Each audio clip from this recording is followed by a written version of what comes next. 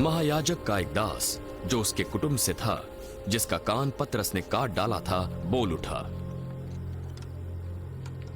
क्या मैंने तुझे उसके साथ बारी में नहीं देखा था? नहीं। और तुरंत मुर्गे ने बांग दी।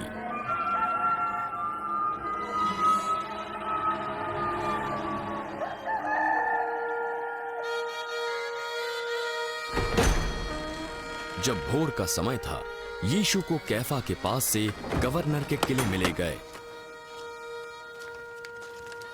यहूदी किले के भीतर नहीं जाना चाहते थे, क्योंकि वे अपने आप को शुद्ध बनाए रखना चाहते थे ताकि फसह का भोजन खा सकें। तब पिलातुस उनके पास बाहर निकल आया और कहा, तुम इस व्यक्ति पर क्या आरोप लगाते हो? यदि उसने अपराध नहीं किया होता तो हम उसे तेरे पास नहीं लाते। तुम ही इसे ले जाकर अपनी व्यवस्था के अनुसार उसका न्याय करो। हमें अधिकार नहीं कि किसी का प्राण लें। ये इसलिए हुआ कि यीशु की वो बात पूरी हो जो उसने ये संकेत देते हुए कही थी कि उसकी मृत्यु कैसी होगी।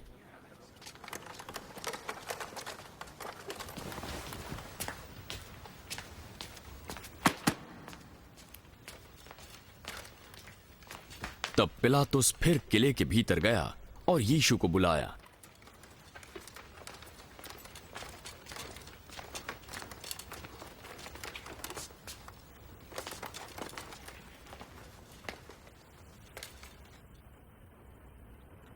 क्या तू यहूदियों का राजा है? क्या यह प्रश्न तेरी ओर से है या किसी दूसरे ने मेरे विषय में तुझसे कहा? तू क्या सोचता है मैं यहूदी हूं? तेरी ही जाति और प्रधान याजकों ने तुझे मेरे हाथ सौंपा है। तूने क्या किया है? मेरा राज्य इस संसार का नहीं है। यदि मेरा राज्य इस संसार का होता तो मेरे सेवक लड़ते कि मैं यहूदियों के हाथ सौंपा न चाहता, परंतु मेरा राज्य यहां का नहीं है। तो क्या तू राजा है? तू कहता है कि मैं राजा हूं। मैंने इसीलिए जन्म लिया और इसीलिए संसार में आया हूं कि सत्य की गवाही दूं। जो कोई सत्य का है मेरी सुनता है। और सत्य क्या है?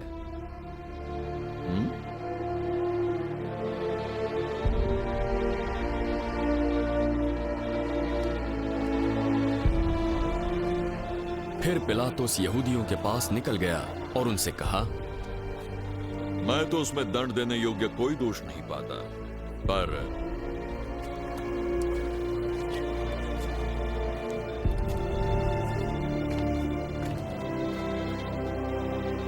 तुम्हारी ये रीति है कि मैं फंसा मैं तुम्हारे लिए एक व्यक्ति को छोड़ दूं।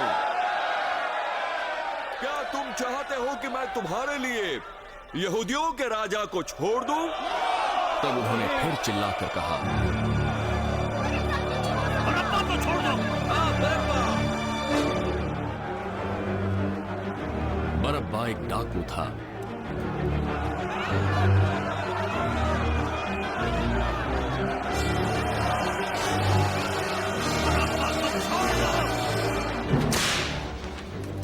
इस पर पिलातुस ने यीशु को कोड़े लगवाए।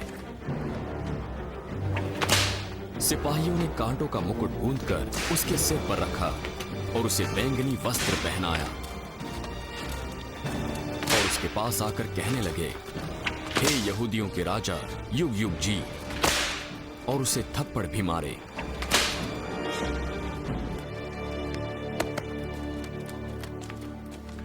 तब पिलातुस ने बाहर निकलकर लोगों से कहा,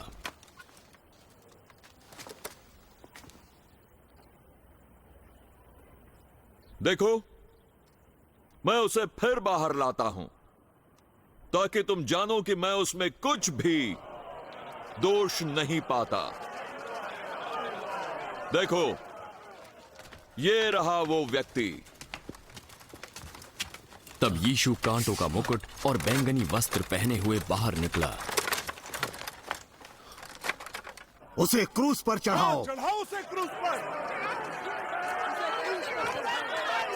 उसे क्रूज पर चढ़ाओ।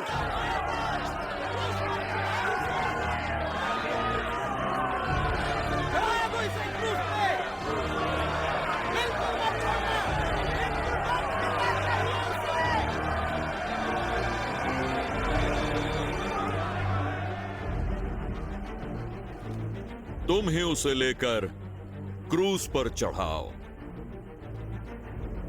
क्योंकि मैं उसमें कोई दोष नहीं पाता। हमारी व्यवस्था है जिसके अनुसार उसे मरना है, क्योंकि उसने अपने आप को परमेश्वर का पुत्र बनाया।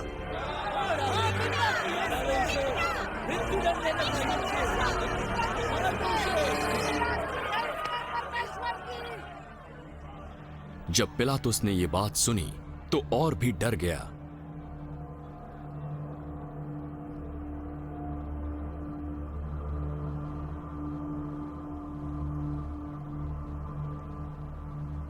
और फिर किले के भीतर जाकर यीशु से पूछा, तू कहां से आया है? परंतु यीशु ने उसे कुछ भी उत्तर नहीं दिया।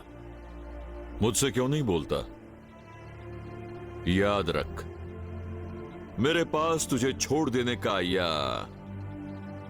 या फिर तुझे क्रूज पर चढ़ाने का अधिकार है।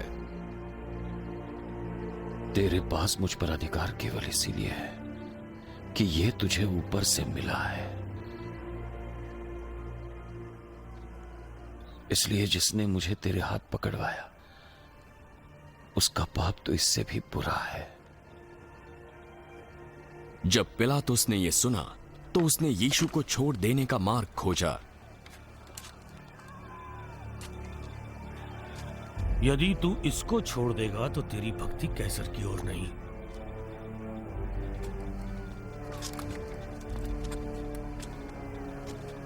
जो कोई अपने आप को राजा बनाता है वो कैसर का सामना करता है।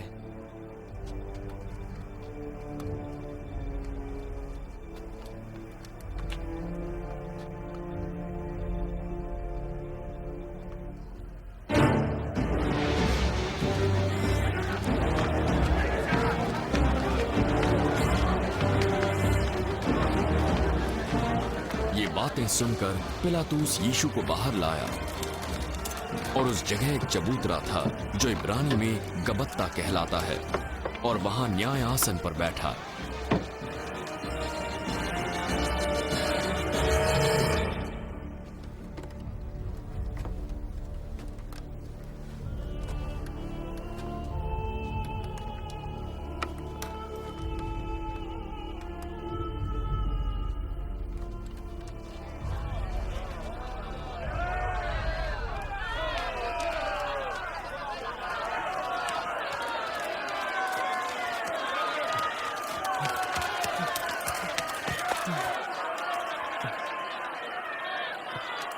ये फसह से एक दिन पहले दोपहर थी।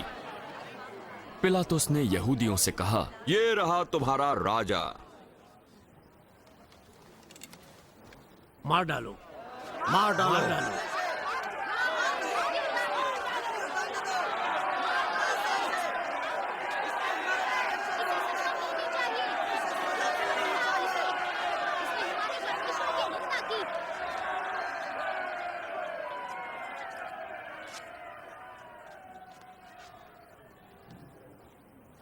क्या मैं तुम्हारे राजा को क्रूज पर चढ़ाऊं? कैसर को छोड़ हमारा और कोई राजा नहीं। तब पिलातुस ने यीशु को क्रूस पर चढ़ाने उन्हें सौंप दिया।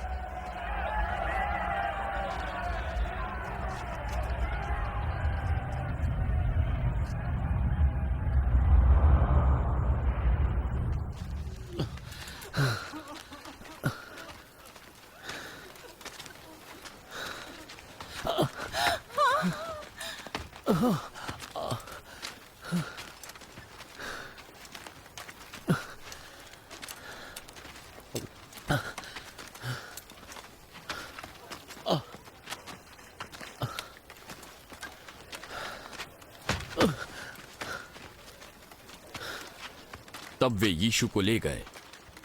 वो अपना क्रूस उठाकर बाहर निकला और खोपड़ी का स्थान कहलाने वाले स्थान पर आया, जो इब्रानी में गुलगुता है।